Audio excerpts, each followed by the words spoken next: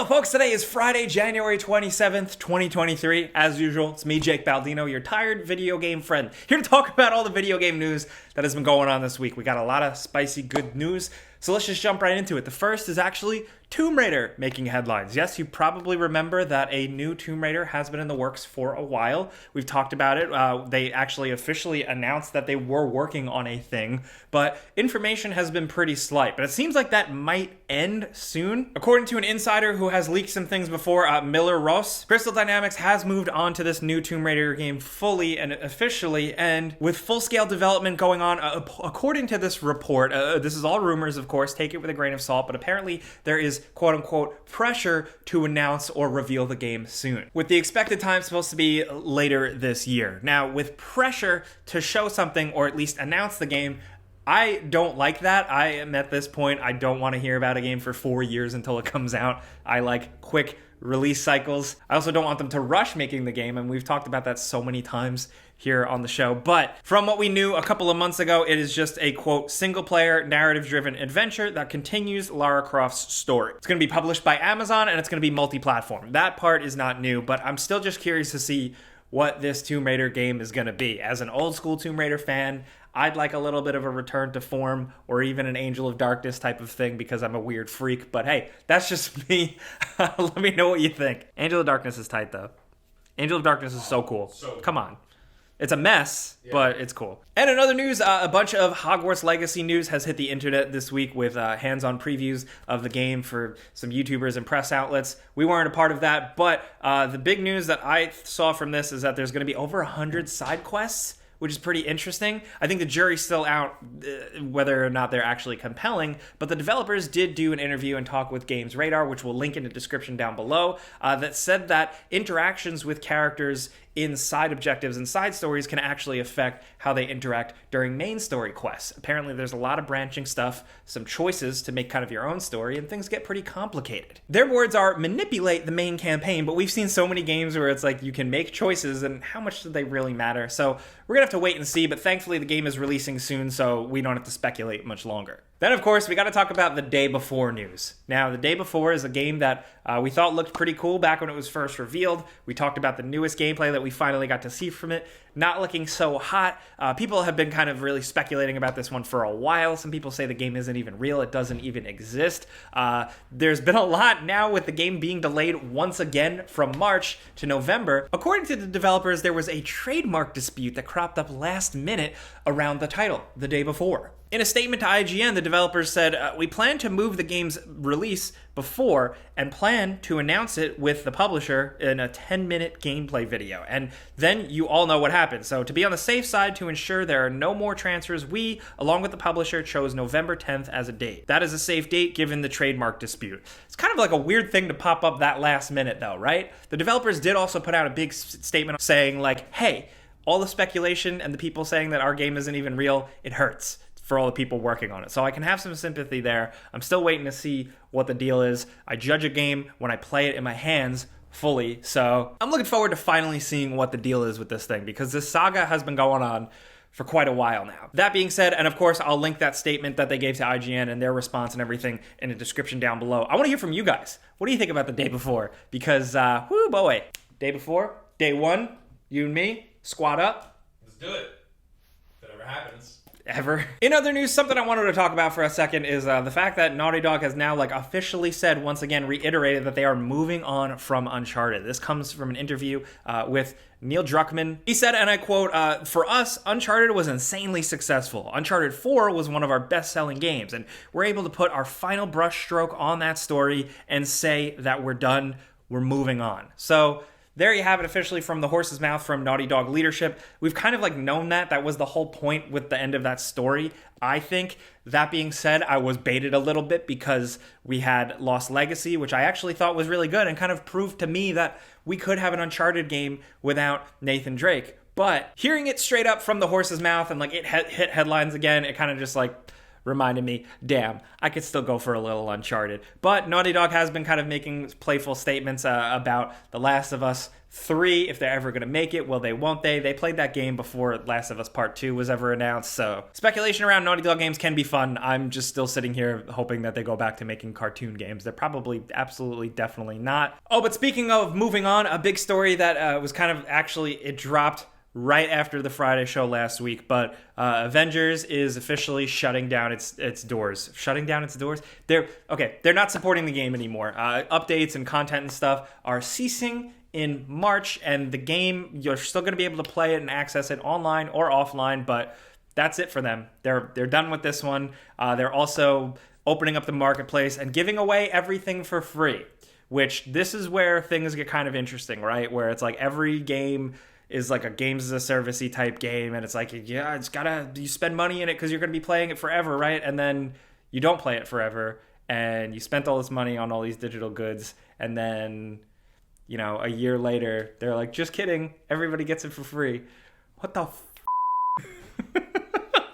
I'm losing my mind. Video games are making me lose my mind, man. I don't know. How do you feel if you're somebody that maybe jumped into Avengers a little bit later, maybe with the Black Panther DLC, and then you like bought some skins and stuff? Are you bummed that everybody's going to be able to get access to everything? Like, what does this mean? I think most people are just going to like make fun of Avengers and stuff like that, but there were people who played it who either stuck with it or who jumped on later once it got kind of cleaned up. But it's another video game casualty because, like, I think it deserved something because Avengers is massive. It is a huge property, and if there was a game to go on endlessly and have people play, like a property, it could have been that one if done right. But hey, what are you going to do?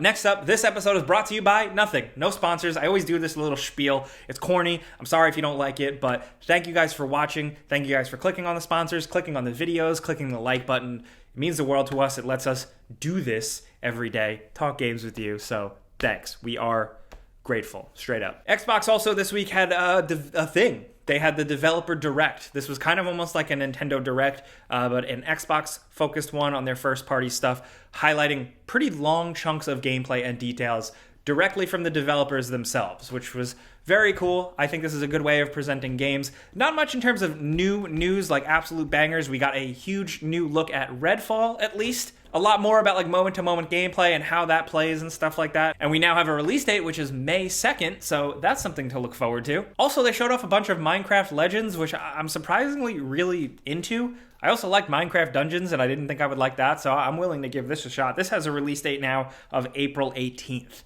They also took time with ZeniMax Online to highlight a new Elder Scrolls expansion for Elder Scrolls Online that's going to be coming out later this year with more details and stuff like that. Those updates do deliver, and I do like that game is still going because I jump in once in a while, and yeah, it's good stuff. Another new look at Forza Motorsport, tons of graphical details and stuff. Guess what? The cars are beautiful. Big surprise. That's like the racing game thing now. When they reveal it, they always flex on the graphics. I'm looking forward to seeing what the rest of the deal is with this one. But the big thing was a surprise drop announcement and release of a game called Hi-Fi Rush. This is Tango Gameworks' new game. The people behind like The Evil Within and stuff. They've been working on this and they haven't talked about it, and they literally said, here it is. It's out today. It's on PC and Game Pass. I downloaded it. I only played like 20 minutes of it, but I just think we need more cartoony, lively games. And yeah, I'm happy. If you're interested in more of a deep dive on that, definitely let us know. If you have Game Pass, you could just download it. But it goes back to what I said earlier, where like I do like the model of either just announcing things and then pretty soon after it comes out, or announcing things and you get it right then and there. Instant gratification. I have no attention span. Speaking of no attention span, our little friend Gollum, yes, Smeagol himself, still isn't coming out. That's the newest news. We now know that there's a little bit of a window. This guy can't get a break. I mean, am I right? I'm doing Lord of the Rings jokes. Like, what's the deal with the One Ring? God. I don't like you continuing to refer to him as our little friend. Him. Gollum. Like, we don't know him. I mean, I feel like at this point I know him. Speak for yourself. We now know Gollum, that our weird little crawling guy friend, he's... Sorry. Gollum's going to be sliming it up in Middle-earth April, or... No, Okay, the updated release window now is going to be between April and September 2023 because of the way financial quarter things work. It's already been delayed 3 times, worth pointing out, but I love Lord of the Rings, so hoping for the best of this one. And another small little update, Bluepoint is working on their next game still. They're hard at work. As you know, we talked about it last week.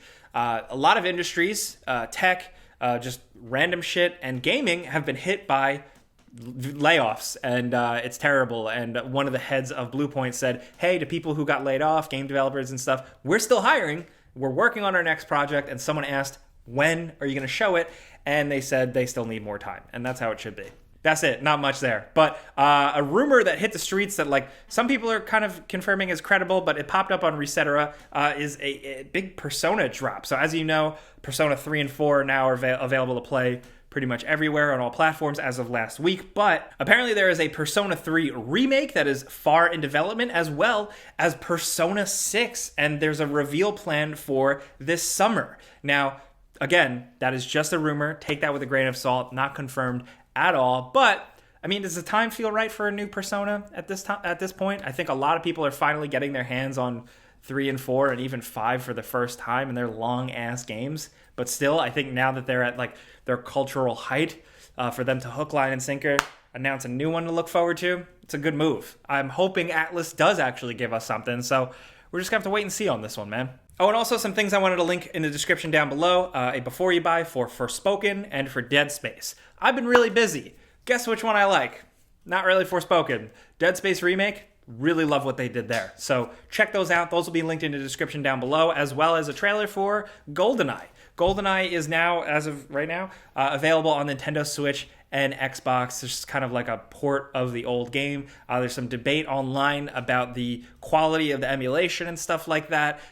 So I'll link all that below if you find that stuff interesting. Me personally, I think games like this just belong on CRTs. Keep them there forever. But for casual folks who want to download it and hop on some split screen co-op and stuff, you might have a nice time this weekend. But speaking of this weekend, that's all we got this week. So I definitely want to hear from you guys in the comments what you think about everything going on, from Hogwarts Legacy previews to the new trailers we got, to what the next Tomb Raider could be, to Naughty Dog officially saying we're moving on from Uncharted.